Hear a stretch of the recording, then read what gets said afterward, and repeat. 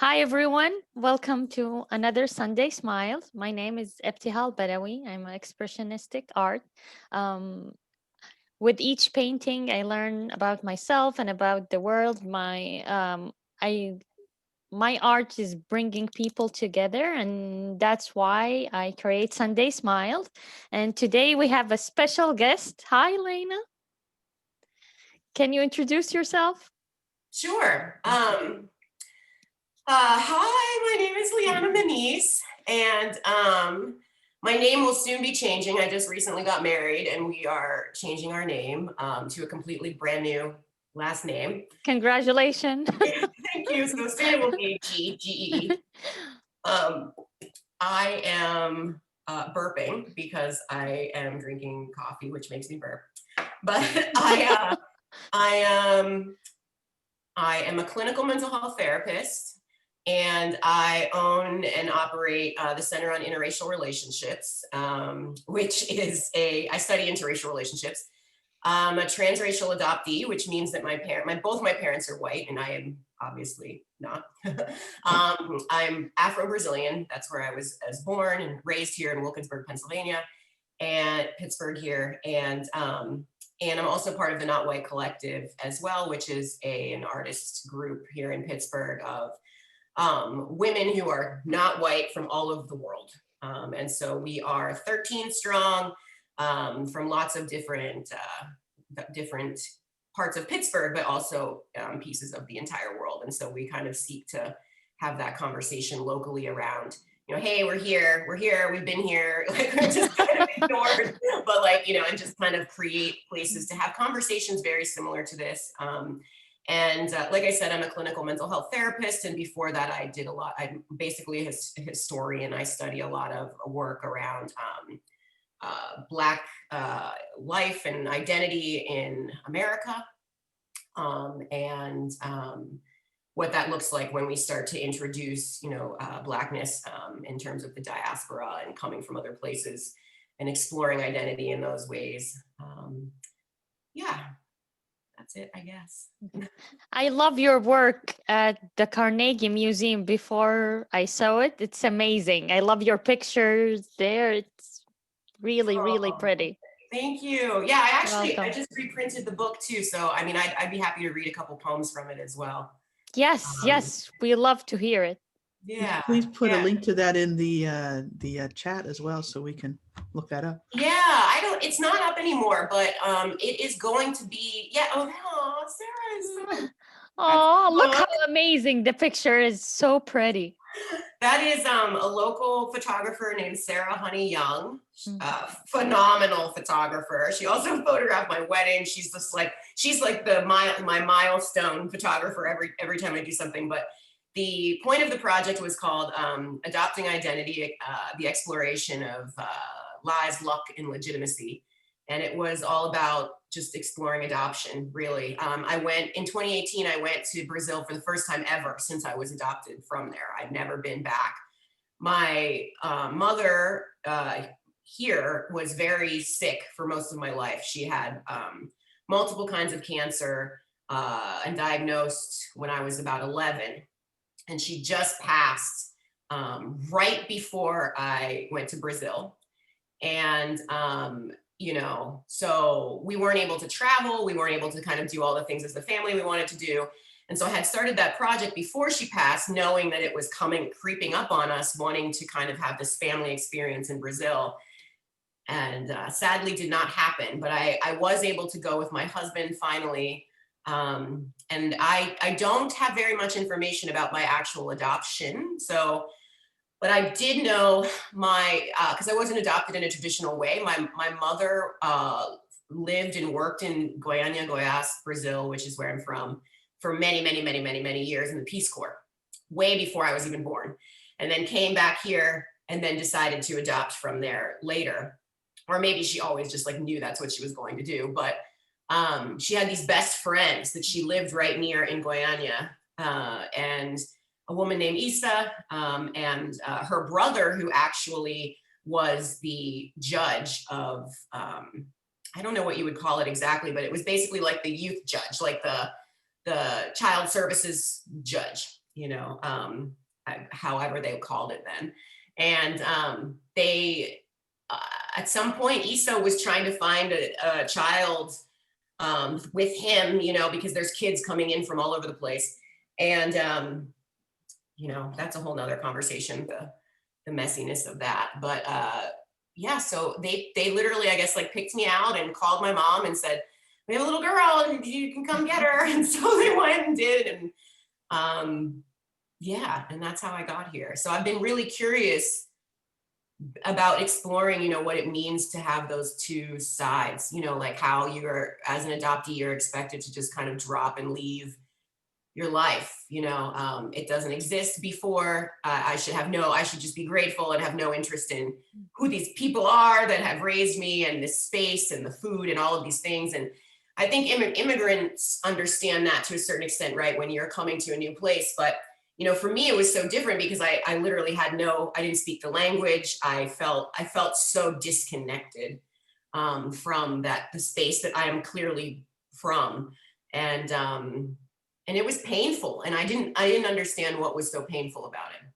So that's what adopting identity was really about, exploring the emotions and the feelings around finding sort of your space and your place on your own, and not letting it sort of be this dictation from others, which I find identity often is. It's not something we explain to people. It's something that they put onto us, and it should be the opposite of that.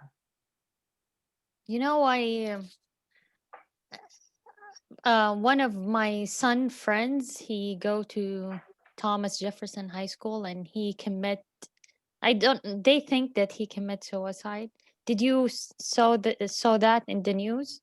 Yes. So he was adopted, and I think he was struggling also with his, he want to know where he come from, and he knows, but it's not easy. I think it's Mhm. part of you want to learn where you come from.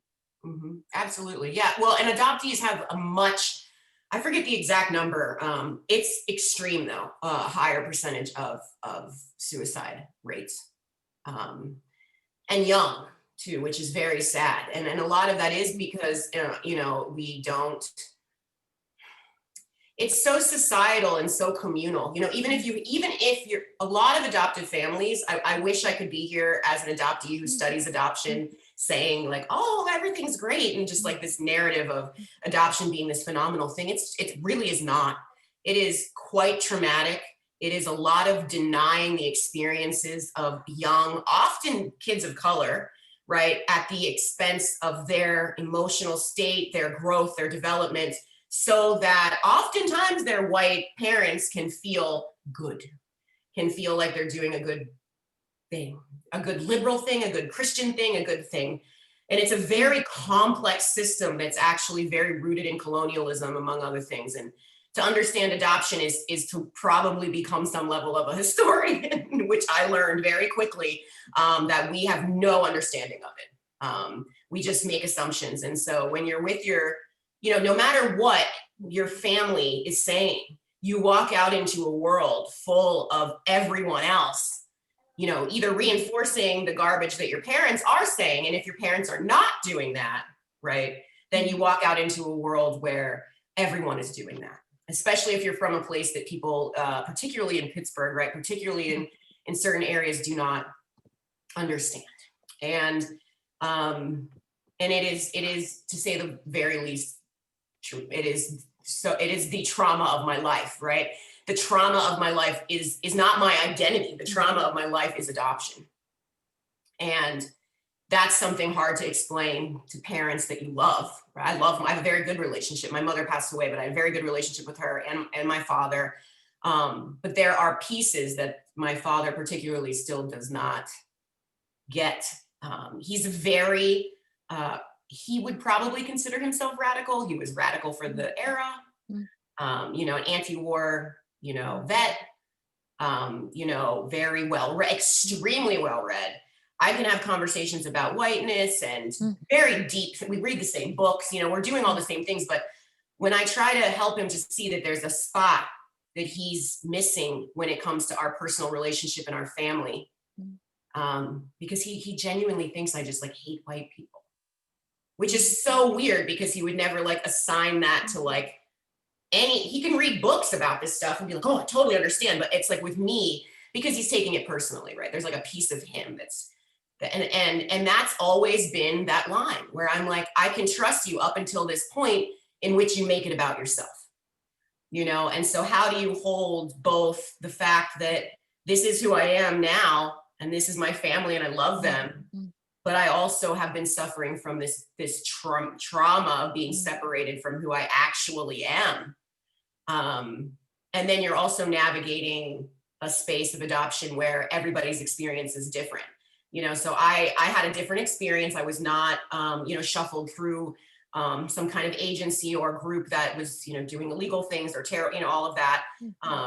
And, it was a very different experience. My mother just did everything herself. She did all the paperwork herself.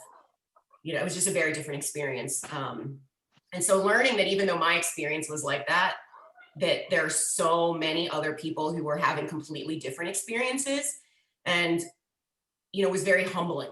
And I will be the first to tell you that, like, when I was younger, the things that I know now, I still cringe at the things I would say when I was younger. I mean, I've said horrible things. I've said all of the narratives that were expected of me to say. Oh, my mother was probably just some poor prostitute, and my parents saved me from that. Right? I mean, these are things. If you know me, you're like, what? How could you ever have? And and I was like an activist kid, and I was saying horrible things because of the community, like you see this in movies, you see it in that's the thing surrounding you, so you pick it up. And I did, and I had these beliefs about myself, and I have struggled very deeply my entire life with image issues and beauty standards of whiteness, and I struggled with eating disorders and suicidal thoughts and deep depression and anxiety, and the over-sexuality of not just Black women but a Brazilian young woman in Pittsburgh was definitely another layer of traumatic experience. So it's digging myself out of that hole somehow. And I recognize the privilege in that, I went to good schools. I went to college 3 times. I was given these, opportunities to see myself as capable of doing those things in some ways. But I mean, I dug myself out of this hole alone, looking for people like me who had been maybe slightly older and done the work. People like Lisa Marie. I can send you some information on her. She's a phenomenal writer. She writes about adoption, but it's traumatic how we do not let people own themselves fully. And so I think that that's kind of what I like to do, is explore the work of what it looks like for us to allow everyone to be fully human and fully themselves, because, racism, sexism, transphobia, homophobia, all of these things are about denying pieces of ourselves and denying pieces of others. And that's what oppression is, and it kills people. So I think we need to start remembering that that's what it is, and that's what it's doing, whether it is systemically, societally, or through suicide, sadly, like you're mentioning. So how do you think we can help young kids to own their story? Each one of us have their story. Sometimes a lot of times we deny it, we feel shame of it. How can we help them to have the courage to own their story and to be proud of who they are? I think there's two things that come to mind first. And the first is giving them the space to, not pushing them. And I think that part of the way we do that is by listening to the reason they're having a hard time. How are people talking to you in school? What kind of things do you hear people saying about who you are? Like really being curious about what their space actually looks like. When I look back, on my life, my parents, I'm sure they had some level of like, God knows what the hell is happening at school, right? But they had no idea the extent of the racism and the extent of the sexualization and the extent of the abuse from the teachers and the students. Like they knew it was there, but and also that, you know, that the thing is it's, we put it on kids to tell adults, but like, why would I tell you? I've never had an adult that like was actually interested in helping me. They just wanted to like feel good about themselves, you know, feel like they're helping a kid, you know, and this is a very real societal norm that we have to fight. This idea that because you've adopted, because you're a teacher, because you're you're a therapist, that you're automatically a good person. And that it's very hard to sit with, right? Because, you know, I love teachers. I love, right, of course I love, but the reality is we're all human beings and it doesn't matter what we're doing. We should always be interrogating the reasons in which we're doing those things.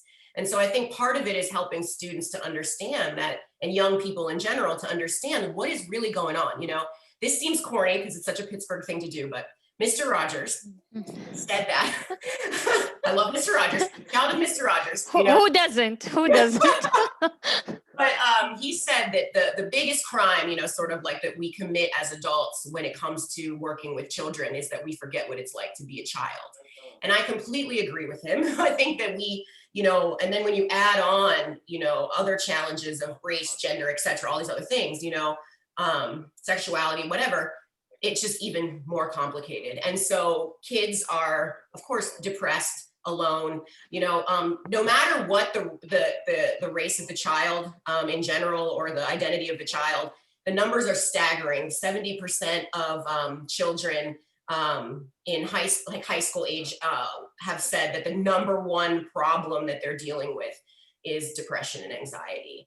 I actually had and that's quickly followed by bullying, and then by drugs and alcohol, and then by poverty. And so if you kind of flip that on its head, it's kind of like, oh, that's a nice funnel of like obvious things that are going to happen. One thing causing another thing, causing another thing. But it doesn't matter who you are if we don't allow, you know, students and young people to really own that in a way and still be loved for that, and still, you know, that's number one. And I think that part of that is challenging the adults in their space, challenging the teachers, challenging the parents of, you know, wherever you're sending them, their friend's house or whatever, like having these, you know, saying like, what are these messages? You know, I went to a private school when I was younger, in first grade or something like that. And I was called the N-word and had a brick thrown at my head. Oh, And they kicked me out of school. They asked me to leave. And I was in first grade. oh my God. So it's like, you know, I'll never forget that. I still have a scar, you know? So it's like that kind of behavior, you know, and and of course my mother took that very seriously. It was like very angry. But the reality is like, it needed to be even bigger. You know, the fact that these people in the school even, like, how does this even happen, right? There's so little accountability. So I think that's part of it. So when we're helping children, we have to listen to them. We have to, you know, really sit with ourselves and be like, am I trying to make this about me? You know, because when we hear parents say things, and we've all done it, we've done it in any relationship, we've done it, you know, we all do it sometimes, but we don't want it to be the major time we're doing it. When we say things like, you know, you should just be, how can you not be grateful? I'm doing all these things for you.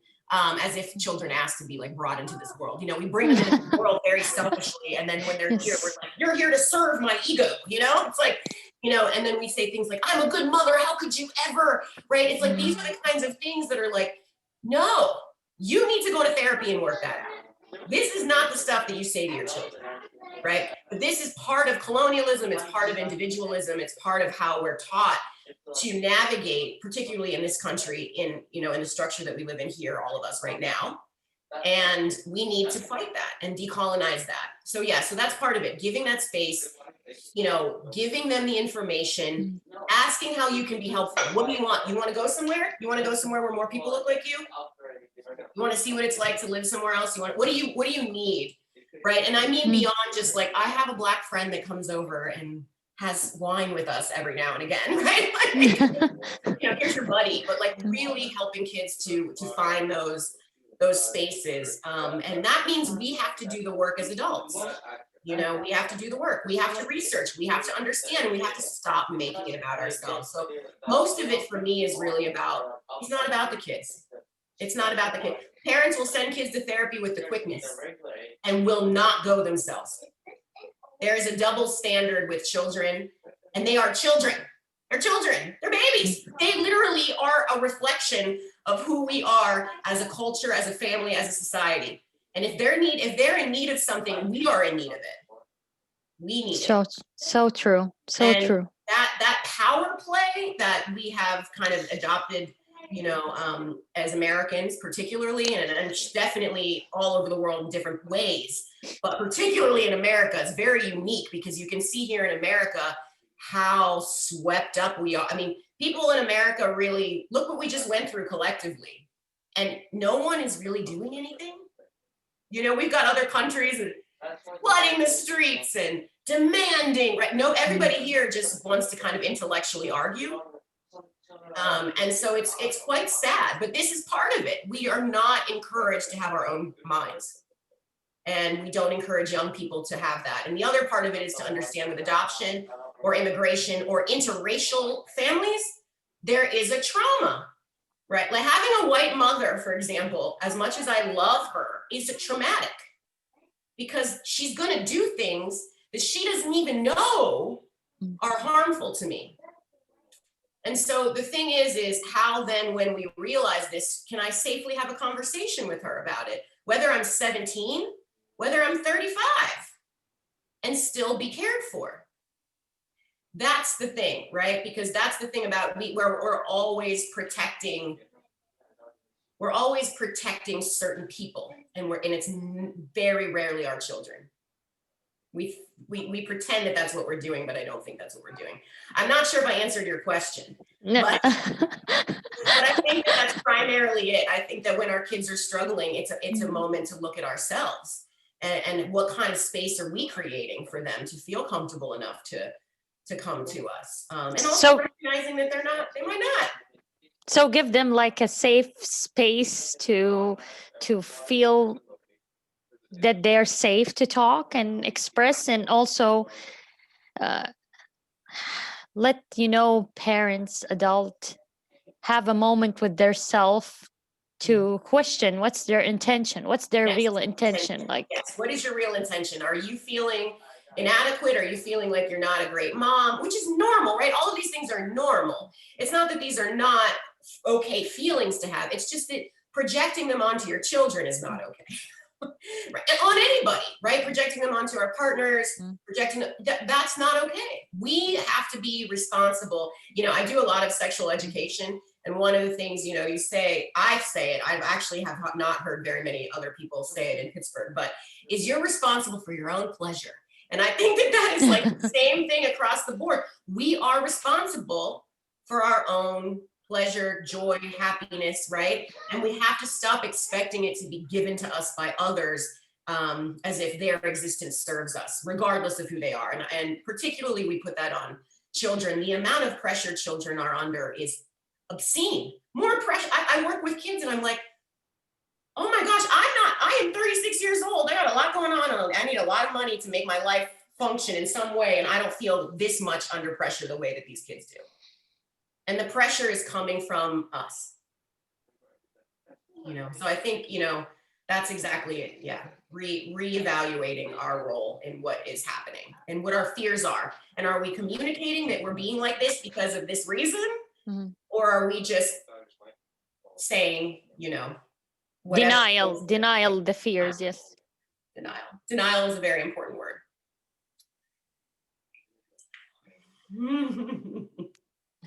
I had a question for you, if I may, because it's interesting. My sister and I were just having a conversation along these lines last night.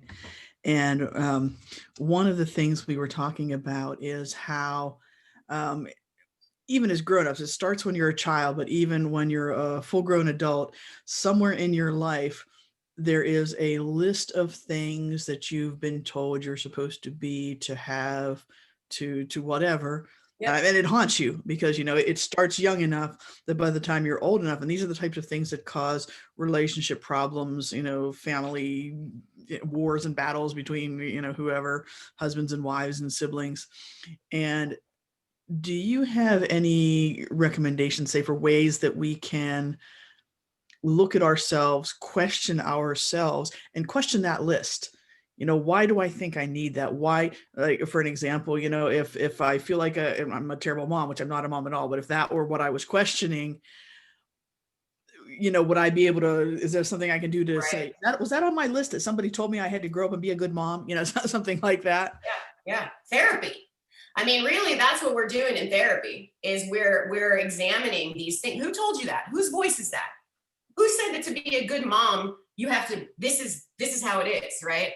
The fact that so I think that's step one. If you're able to attend some sort of therapeutic group or see a therapist, that's number one, right? And I'll say really quickly, side note, every therapist is not created equally. So make sure you find someone who, is able to challenge you in the ways that you're looking for. And that may mean it takes, 3 or 4 sessions with different therapists before you find someone that you jive with, that you feel like you can open up with. So that being said, therapy is one thing. The other thing is reading, and however you get that information, right? Like whether you're listening to a podcast, listening to a book on tape, listening on tape on on the computer or whatever you do, Audible or whatever, reading books, I have a bookshelf over here. That's what I'm like gesturing to. But, like get information. The biggest problem is we have completely lost our curiosity. We've completely lost, and we're supposed to by design in this country. You're supposed to lose that. We just talk. We think we know stuff. I'm all day long. I'm on the internet. I'm not on the internet all day long, but for like my 5 minutes on the internet before I get angry and get off the internet, I'm like, what? It's just people. Everybody right now apparently is a scientist. Everybody right now is apparently has a PhD in economics. Like apparently everybody just all of a sudden like knows, and I don't even necessarily mean that to be an academic hierarchy, right? But like we have not done the work. We have not read those books. I read an article the other day that said that, the numbers of anti-racism books, as you all know, spiked right after the horrifying death of George Floyd. Everybody cares about anti-racism. But there was an article that talked about like over half of those books were never actually picked up from the book dealers. People would buy them and they would sit on the shelves because nobody really, it's performance, right? So we are a culture that is obsessed with performance and not about like actual deep curiosity within ourselves. And that requires a comfort with not knowing. And as a world, this is existential, right? We're not comfortable with not knowing. We want to know. We want to know everything. I want to know how all of you think and feel about me right now so I can, feel, a certain way going into this. I want to know that there's a God. I want to know that there's a heaven. I want it, right? Whatever it is, we want to know. We want to know. And so how do we balance, not knowing and still being like, I can still have, faith and belief and all of these things and also not know, right?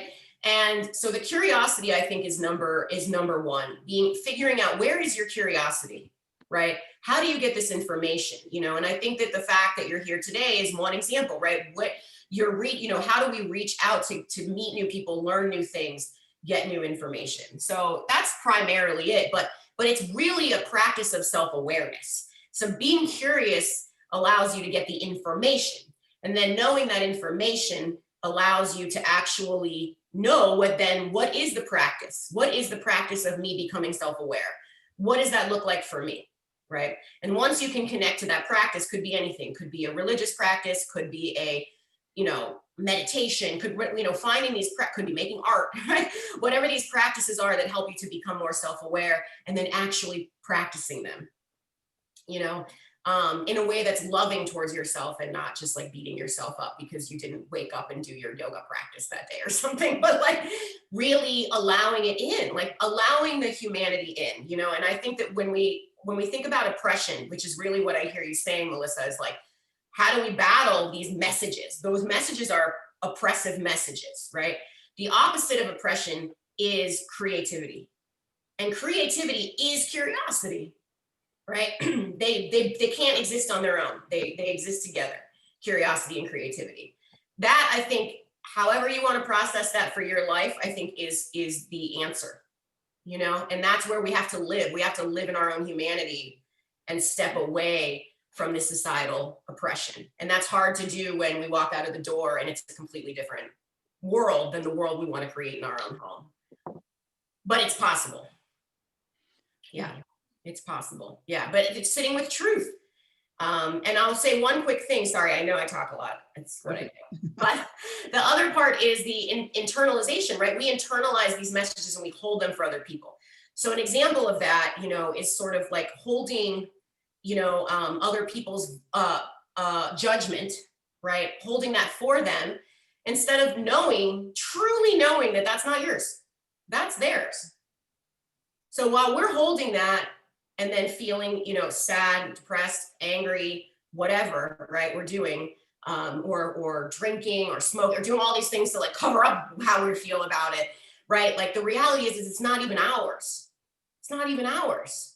You know, so we have to sit with the uncomfortability of our truth, you know, what I've done wrong. So that means that I had to sit and think when somebody challenged me about whatever it was, right? Light skin privilege, this, that, what, there's so many things I've been challenged about in my life. When somebody challenges me about things, am I deflecting? Am I just like, ah, how dare you, right? Am I being defensive?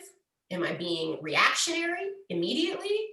Or am I really sitting with like, where did that come from? Who taught me that? And remember, and I think a good way to do this is to picture a baby you. That's what I like to do. I like to picture a baby me and be like, who told me that? Who told me that that is what that is? You know, because I don't want that for myself. And if I am doing those things to other people, and sometimes it's also the things we're doing to ourselves, right? I want to stop because it doesn't have to be who I am. So we have to, I think that starts with that recognition and self-awareness of self-protection mechanisms, you know, so like defensiveness, arguing, anger, right? What are, you know, when those things happen, it's like, whoa, what's really going on here? Where's that really coming from? Why do I feel so, why do I hate myself in some ways, right? So much in this moment that I'm letting something external dictate my entire existence in this moment. And that's challenging and it takes time. But yeah, I hope that answered your question. I just gave you like a lot. You did actually. Lots of little lights went on because it's, I don't know, for some reason the word stigma keeps coming to my head. There are so many things that have stigma attached to them. And everything. Sometimes we self-apply those, you know, because we technically, for anything to affect us, we have to be willing to let it in. Yep. And if we let it affect us or it affects us in some way, especially negative things like anger or, you know, highly emotional, this need to defend yourself, you know, you have to ask yourself, why are you feeling that? You know, why does that tick me off? Because, you know I'm not like that, but why does it matter that it came from that person or that group of people or that? Yeah. And it's okay to be angry. But it's also like, we need to be like, what am I really angry at this moment? You know, am I angry at this other person? Am I angry at myself because I'm not being who somebody, like the stigma, who somebody else told me? Like, what is really going on? Am I angry at a systemic problem? Which is of course totally okay. But I think her name is Ruth King, but there's a book about rage that just came out that I love. I'll find the Ruth King. I ask who this belonged to, you know, like sometimes I feel angry or upset. Sometimes our feeling, it doesn't belong to us. It belonged to someone else. Exactly. So I ask who this belonged to. I read this book called Being You, Changing the World, and it have these tools that I found really help me. Like when I have an argument, do I need to be right or do I need to be free? Why do I have this? Oh yes, do I need to be right or do I need to be free? So but it's a really great book, Being You, Changing the World. It have a really great tools in it. I love that the power of that statement too, right? Because it really comes down to that, like, am I feeding this ego, which is not me? That means I'm feeding white supremacy, I'm feeding I'm feeding these things that I don't even, these these things that Doesn't are belong to causing the me. pain. Yes, Yeah. yes, yes. Yeah, they're things that are hurting me, right? Like I love that. Just constantly asking, like, oh, I just wrote that down. If I can chime in too, I'm taking notes on everything because this is just setting off so many light bulbs for me as well. Is all the voices I grew up with that kind of chimed in and made me erase myself over the years. And a question you really prompted me to raise myself, especially in an age of social media, is who am I protected by the censorship of my content? Because I think we've really been and to protect whiteness, we've been conditioned to protect abusers and oppressors. So thank you. It's a lot of good hard work. I love that too. Who am I protecting? Yeah. Because what we need to remember too is when like this oppression, right? This is big. This is not a new thing. This has been the thing for a long time. And part of that is it is full-blown psychological warfare. It is psychological warfare, right? And what we see now in America that is so interesting is the result of that. Is the result of generations and generations of just don't question this. This is the way it is, right? And a whole bunch of people who are so afraid to get our needs met. We're literally handing all of our money over to a government to pay billionaires, right? Literally, I mean, it does literally with that, like, here, give them money, right? Well, right now, they are fighting to get money for us during a pandemic where we cannot work. Most of us are not, be able to take care of ourselves. And, the government's like, oh, here's trillions of dollars, no big deal, to Wall Street, to corporations. And their literal argument was the trade-off that Mitch McConnell was literally, talking about, that this was the thing that was standing in the way of our most recent relief bill, is because they wanted a trade-off that we couldn't sue corporations in order to get our tax money back, basically, right? To afford to feed our families and live and stay in our homes during a pandemic. That's the fun. So this idea also that that community is not what's the word? That politics is a separate entity is a lie.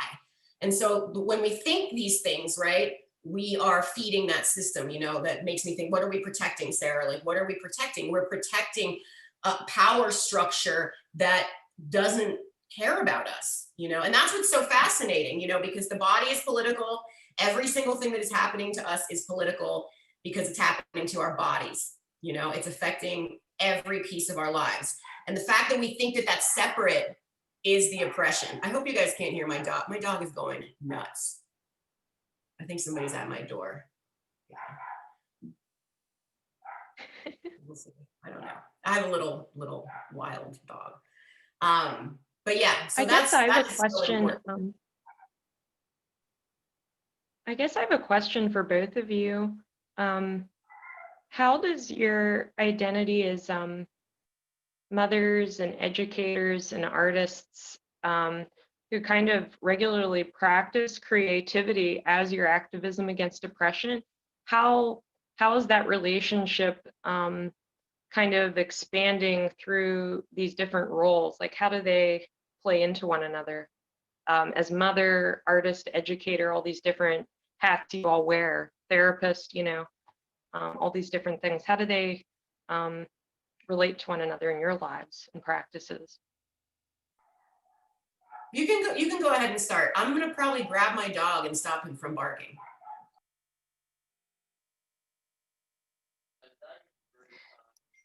I think it all worked together. I don't know. Like my emotion, like I am very emotional. I get very emotional when I see something in, like, that boy, what happened to him. I don't know him personally, but because I am a mother, I think so. I felt that this is horrible. How can this happen? Why this happened? So I dreamed about him. I dream about him. I start praying at night, and then I had this dream about him, that he's his grave, and then all of us around him in a circle, and all of his friends around him and family around him in a circle, and they have this light force field around him to protect him from all the social media and everything is going on. So I have this dream because it touched me. I felt it and I start praying. So I saw this dream. So I don't know, maybe because I'm a mother, and I get emotional because he's the same age as my son. I don't know, just all work together as a artist to express how I feel, and because I'm a mother too. So all of it, I think it's part and pieces to express who I am. I don't know. Did I answer the question or not? Yes. Yeah, definitely. That's beautiful. Sarah, will you ask the question one more time? I also love, yeah, kind of just like in an expansive way. How do the different hats you wear in your daily life, the roles you live and who you are, how do those inform one another? So it could be mother, therapist, educator, activist, of course they're all interrelated, but I guess I'm kind of wondering how they might enrich each other. Hmm. Well, Oh my gosh, your dog. do you hear him? He's making a lot of funny noises right now. He's like snoring. No, but he's precious. Yeah. He's the first baby. This is Sasquatch. Say hi. I'm actually having a baby in April, and this has been something that has been on my mind a lot. And how to just that focus on what does it mean to change your legacy, right? To change these exact same like systems, processes, all these things that we've been talking about today, and not screw it up. And is it possible? But I think that for me personally, I have never, what's given me comfort is I have never separated the hats. So I separate the hats in terms of like managing my day, right? Or something, in terms of just like, okay, now you are done with work and you are going to do these other things. But in terms of like every single thing I do informs every single thing I do. And I try not to compartmentalize, because I think that prevents us sometimes as seeing ourselves as whole people, so whatever I'm learning in every single space should be informing everything else. I'm a big believer in multidisciplinary understanding. I genuinely, like, unless you're like a heart surgeon or some kind of like scientist and you need to like spend all your time understanding like one thing, like I get it, right? Like you're excused, but everyone else, I'm like, we need to understand all of it. We have to be a little bit of historian. We have to be, a little bit of a, race and gender. Oh, there's another baby, race and gender, critical thinker. We have to be a little bit of a, all of these things. We have to embrace this sort of, all of it is important. All of it matters, because it's dangerous when we don't do that, because then we can't see whole people. We only see things and ourselves and others through one lens. And so what I love about, thinking things like that is I could see everything through multiple lenses at one time quickly, because it's come so naturally to me now that I can see everything. It's exhausting, but I can see everything through a race and gender lens. I can see it through a war lens, an oppressive lens, a world view lens, all of these, a motherhood lens, right? A familial lens. All of these different things quickly, a historical lens, right? Very quickly at one time. So then I'm able to actually practice, like Melissa said, that's another practice of learning to see the fullness of things, of a situation, of yourself, of right, where it's so complex, and we have to allow that nuance and complexity in. And I don't know any other way to do that except, again, to be curious about all of the moving pieces, right? All of it. I All of love it, I all of love that. See the fullness. Mhm. It's I love that. I do too. Yeah. You This know, is it's kind of sad.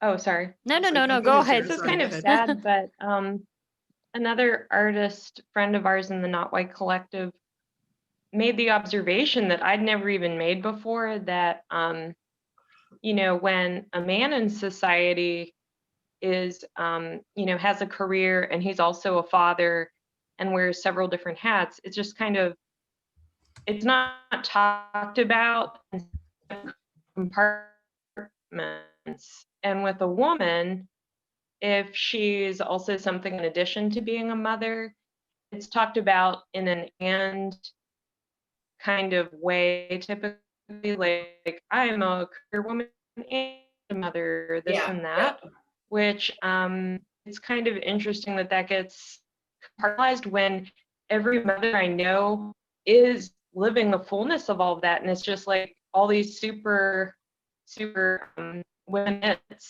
you know, who have been living this out, and then it gets talked about. It's just kind of thing that I've been digesting a bit about Mhm. how we talk about these things. There's another side to it that you made me think of too, which is that of fatherhood, right? You know, we separate it because we're automatically the nurturers. So how do you be the nurturer and the provider, right? And for men, we haven't expected them to be nurturer. They're like, I'm just a provider. That's my job. And so they haven't even had to, you know, have that as part of the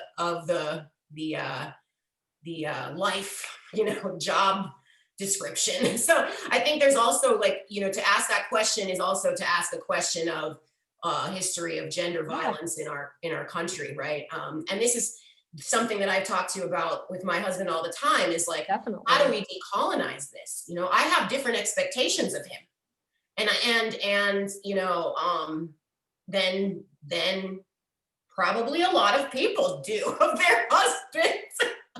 And I'm very conscious of not wanting to build that resentment. You know, I don't want to have that resentment towards you. I don't want to be that mom that you know, God love my mother and my dad, but I, you know, my mom did a lot. She did a lot. My father is not the most emotionally capable man, nor are many men, because we have not. That is one of the ways that toxic masculinity has hurt them, and hurt subsequently everybody, and may even be the cause of war all over the world. But but I think that, you know, it really is it's a huge piece that we have to consider, the historical perspective of it, right? I mean, nothing better exemplifies this than the 1950s. You know, you have this mother at home, stressed out, miserable because she's not allowed to have a job, drinking martinis, dealing with a husband who has another apartment and works in the city, and a mistress, and you know, and getting drunk. You know, it's like this was the reality, not in my parents' generation, right? So we have not come as far, you know, as we think, right, in terms of how we see those gender binaries, and that's something that we have to decide, and we have to look in ourselves first, because we have a lot of women, for example. We're being very gendered right now, but that's, you know, this is the nature of the conversation. But people who are identifying, you know, and experiencing life as a woman would in America, you know, who are, you know, also complicit in a lot of ways, right? Because we can go out and demand all these things that we want, and we want paid, and we want that, yeah, because we should. But the reality, what are you eating? But the reality is that we should, you know, we also have to step back and say, have I demanded this in my own house? You know, I think of Michelle Obama said she had a speech or something. She was making an interview, and she said something that always stuck with me, which is about, we raise our daughters and we nurture our boys. And it really stuck out to me, right? Wow. Because I started thinking about the complicity that we have in our own families. How can I be angry at men, especially if I'm raising boys or treating boys differently in my own life or my own family than I am right? If I don't have those expectations of my husband, how can I go out in the world and be so mad at everybody else? Right? We need to change our family systems first. So that's something that you made me think about, Sarah, that I've been focusing on a lot, is our familial systems, right? How am I complicit in my oppression in my own family? And what do I do about it? Oh, It's easy to read about it, but when you apply it, that. it's not that easy. When you apply it Right? in Nope. it take really time Yep. to understand it fully, so you can Yes. apply it, and also asking yourself, what's my intention? Why am I doing this? Yes, absolutely. You give me the urge to share a success story along these lines, because We need those. yeah, I know I have been very lucky to be raised by the mother I was raised by, because when she was a child, totally, she was expected to take care of her brothers, to clean the house, and she loved math and science, which was a no-no, because nice girls don't like math and science. If you have a job, you can be, it was a secretary, a teacher, or a nurse, and that was only until you found a husband. Yep. But she said, she always told us she remembers at one point in her life sitting on the steps of the fire hall in their neighborhood crying and saying, I am not going to be like these people. These people being her mom and her dad and her brothers, her direct family. And so she stuck with the math and the science. And when she graduated high school, here came Westinghouse looking specifically for technical females. She was basically a calculator, like you saw in the Hidden Figures movie, but she was with the nuclear Navy rather than NASA. And so, and later on, she got 3 girls, luckily, 3 very lucky daughters she got. She stopped working to raise us. But then once we were done, she's like, okay, I want to go back to work now. And people told her, and, well, to do what you used to do, you now need a degree in engineering, because she's basically designing floor plans for nuclear power plants.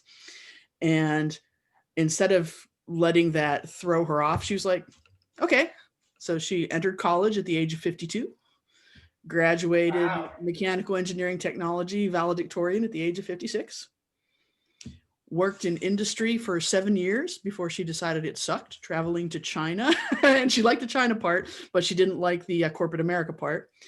But she is now happily retired at 81, and retired for her means she is a professional tutor of all forms of mathematics at Penn State.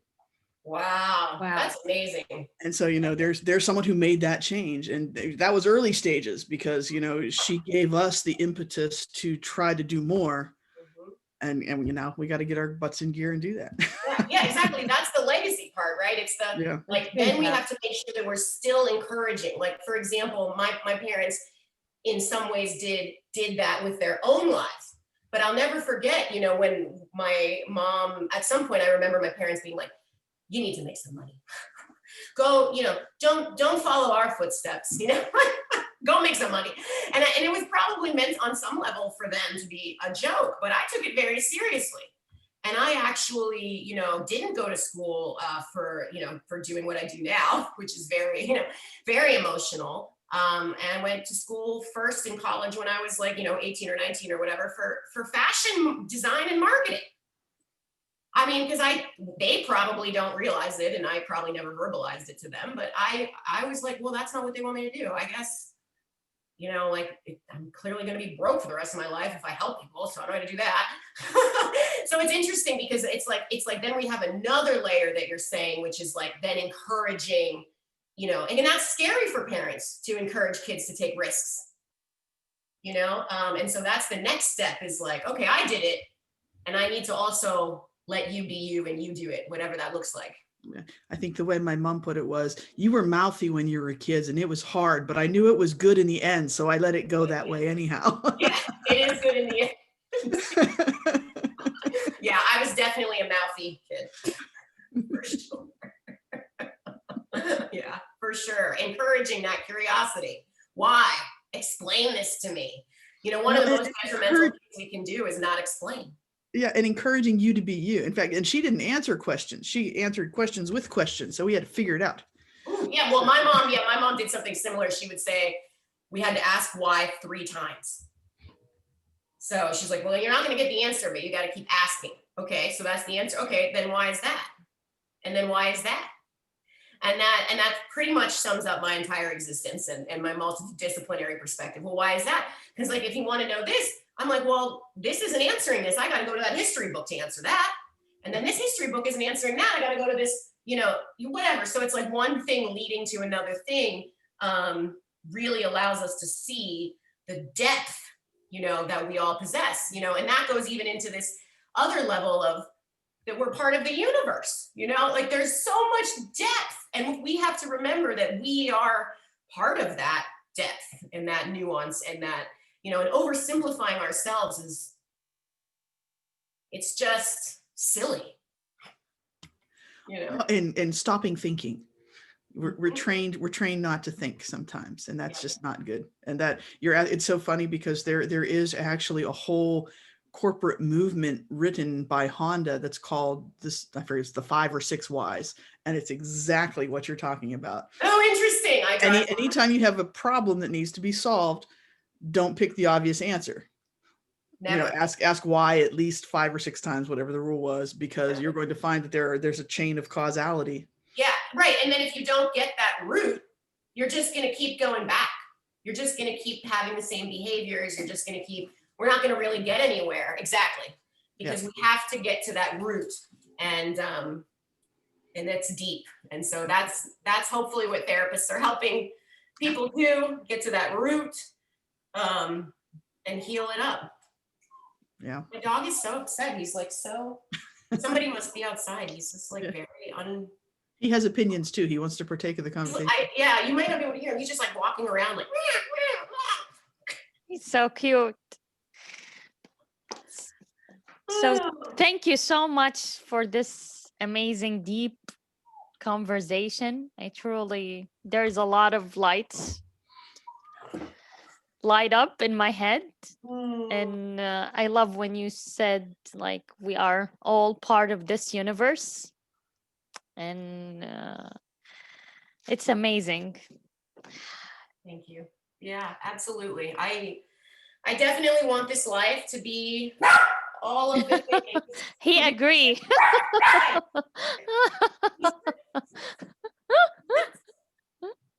I think that people are dropping presents off on my porch or something. He's like, why can't I go out there?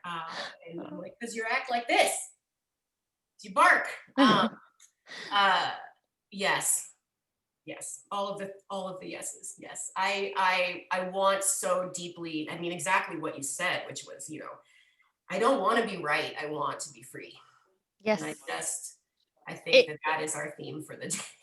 Like you a lot of times I didn't know that when I was younger, and sometimes I go to argument and just stay forever and stay go on and go on.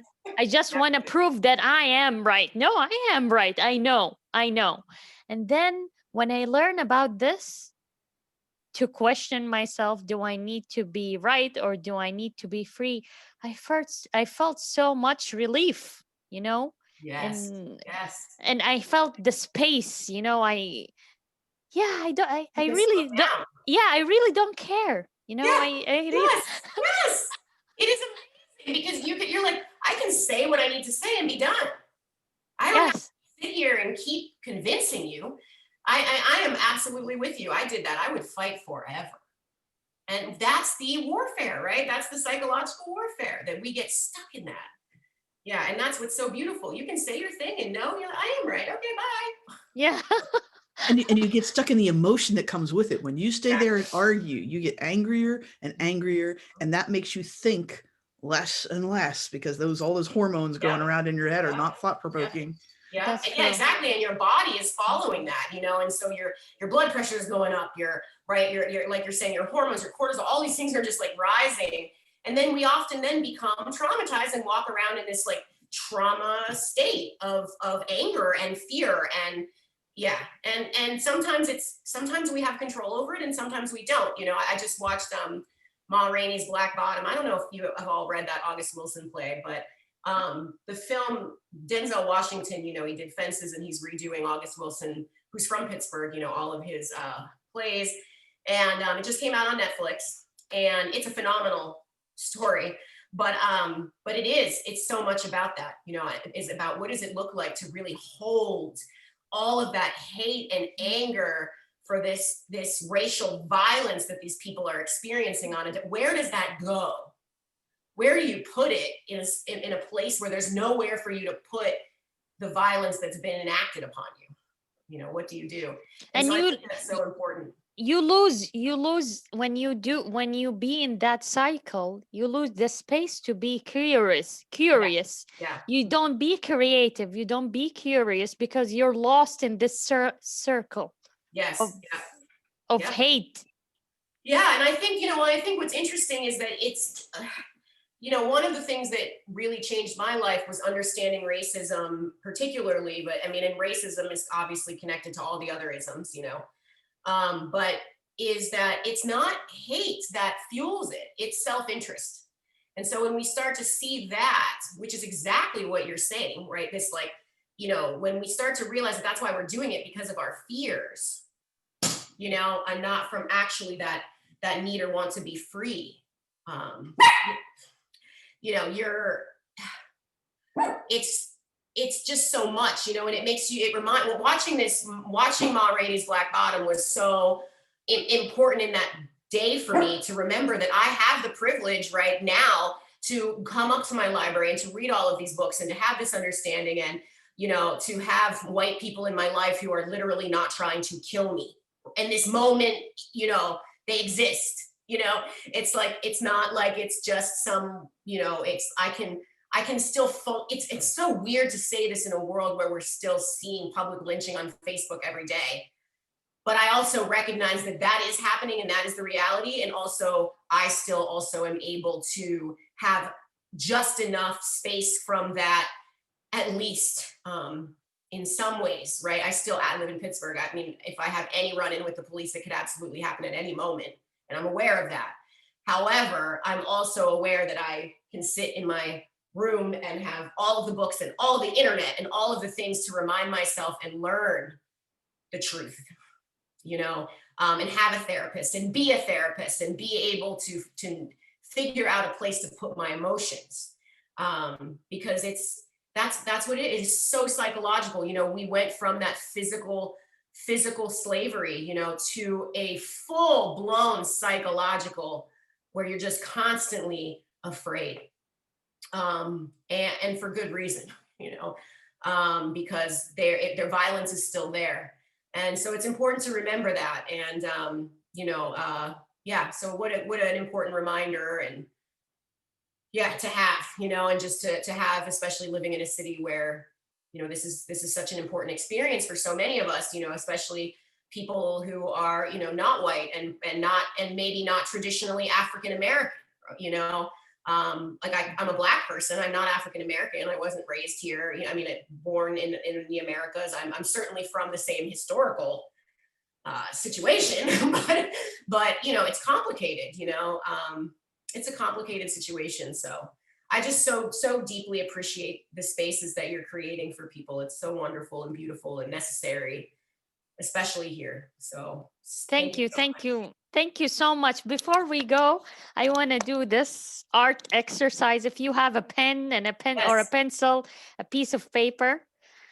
Okay, it's called the exercise, the past, the present, the future. So I want you to think about this affirmation. The past is a lesson. The present is a gift. The future is your motivation. Next, draw a symbol related to a lesson you learned in the past, a gift you have in the present, and a logo for the future. Oh, wow.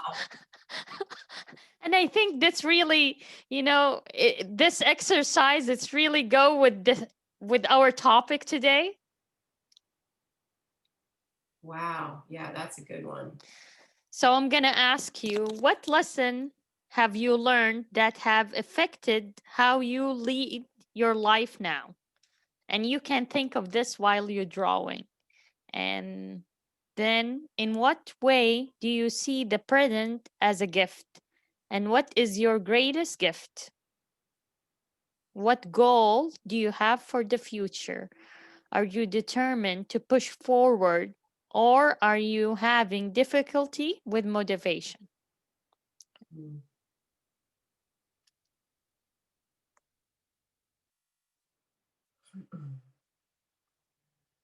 Wow. Those are so, I surprisingly came up with my logos pretty quickly. Surprisingly.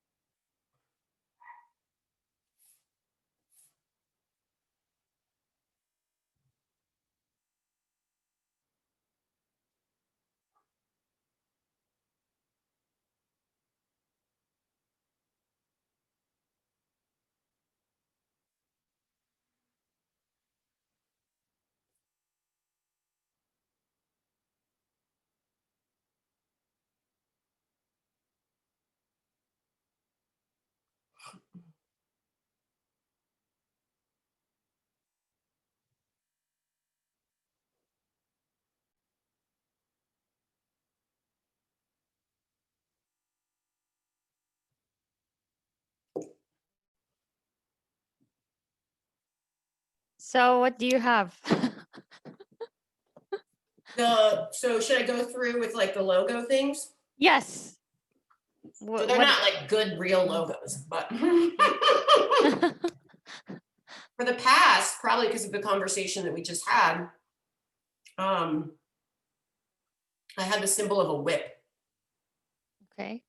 And for the present, I had a heart, and in the sense of not like just like love heart, but like